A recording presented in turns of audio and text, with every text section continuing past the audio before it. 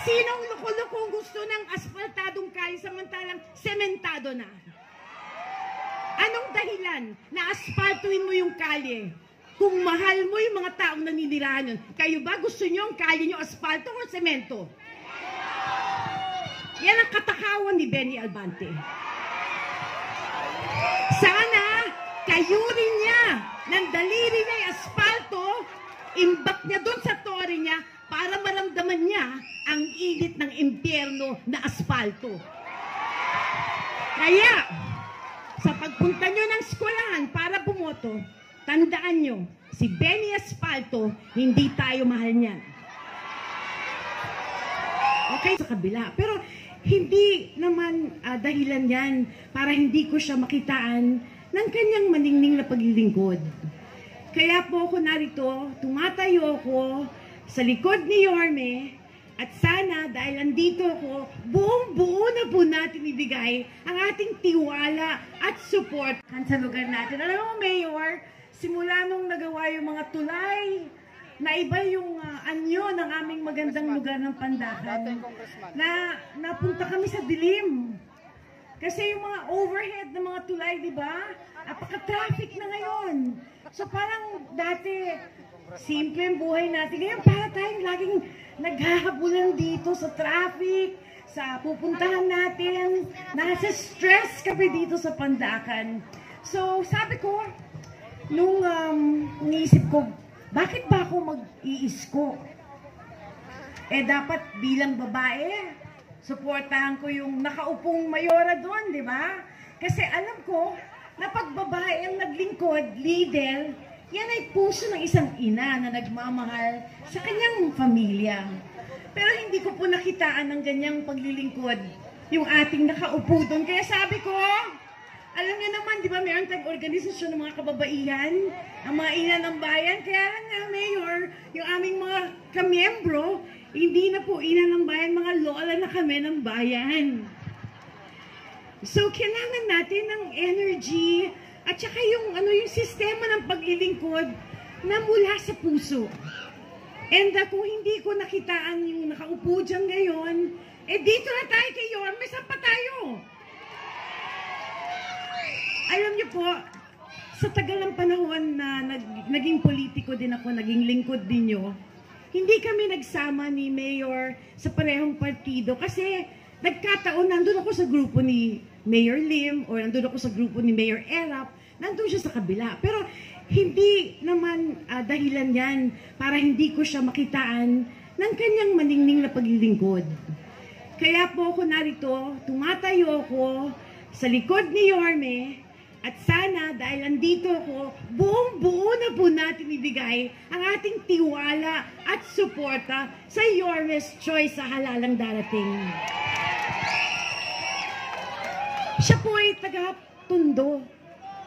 Sa pinakamahirap na lugar ng Tondo na hindi nyo lubos maakala kung paano ba ang buhay ng talagang isang mahirap pa sa daga. Naikot ko po yan bilang 2 beses ako naging deputy mayor ng Maynila sa panahon ni Mayor Lim at saka ni Mayor Erap. Napuntahan ko po yung mga lugar na yun, napakahirap. Pero itong batang Maynila na ito, itong batang Tondo na ito na si Yorme Isko, nangarap siya, naniwala siya na pwede tayong magdulot ng magagandang proyekto para ikaunlad ng buhay ng mga taga-Maynila. Nakapag-isip siya na magtayo ng kondotel. Nakapag-isip siya na maglagay ng aircon sa eskwelahan. 2 months ago, walang pasok dahil sobrang init. Dati walang pasok dahil binabaha, binabagyo. Eh ngayon sa sobrang init, itong taga-Tondo na batang Maynila, doon naisip niya nung bata siya, sigurong init dito, sana may eskwelahan na may aircon. Ginawa niya yun. Whether kayang bayaran ng Maynila ang Meralco, isa pang usapan niyo, pero nangarap siya, ginawa niya ng paraan, ginusto niya, at ibinigay niya sa mga taga-Maynila. Yan ang nakitaan kong gustong-gusto ko sa mayor natin na ito. So, hindi na ako magpapakahaba. Itong gabi na ito ay para sa inyo, para makilala nyo ang mga kandidatong hangad maglingkod sa inyo. Ang mga kandidatong mangunguna sa mga programang ikaunlad ng ating lungsod, na magbabalik ng kagandahan, kaayusan, katahimikan at liwanag sa ating kapaligiran. Ito po ang daladala ng Your Miss Choice, Isko Moreno, Chia Chenza, Joey Uy, at yung kanyang mga konsehal na narito.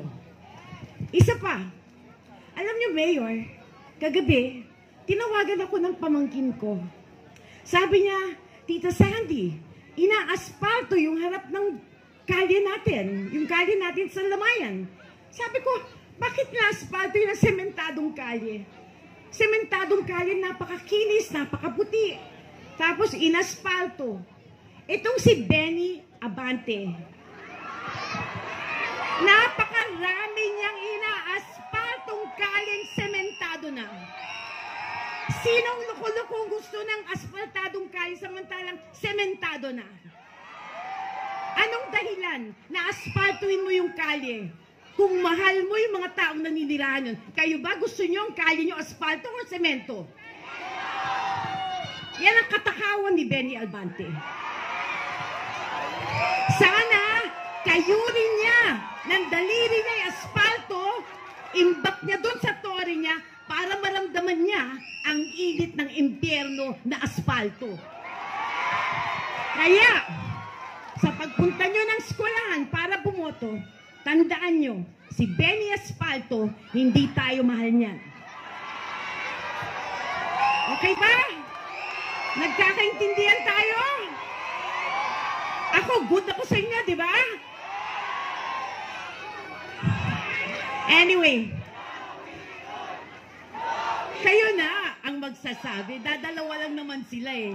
Di ba? Good chance. So, meron pa akong papakiusap, Mayor. Si Bam Aquino for Senator. Huwag niyo naman sana kalimutan. Pamangkin ko po yan. Siya po yung pamangkin ng aking asawa. Hindi niyo alam, nag-asawa na ako, di ba? Secret ko yun eh. But anyway, I love you very much. Thank you for the opportunity to say hello to all of you. And God willing, God first, Manila, ibalik natin your Miss Choice, Isko, para sa ating lungsod. Salamat po at magandang gabi sa inyo lahat. Maraming salamat po, Congresswoman Sandy Ocampo!